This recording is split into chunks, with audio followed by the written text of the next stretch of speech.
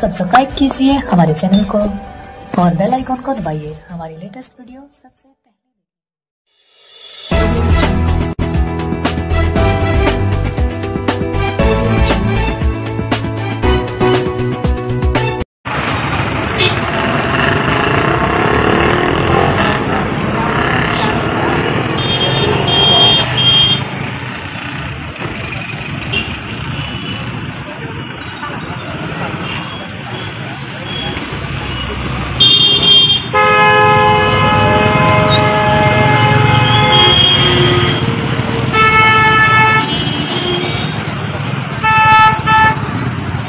गंगावणी भारतीय दलित पॅंथर तालुका सचिव फुलंब्री मौजे फुलंब्री येथील बाजार गल्ली येथील सभागृहाची काही भाजपाच्या समाजकंटकांनी तोडफोड करून तेथे सेटर लावलेले आहे व हुकुमशाही पद्धतीने वापरत असून या गोरगरिबांचा हक्क हिसकून घेण्याचा प्रयत्न करीत आहे।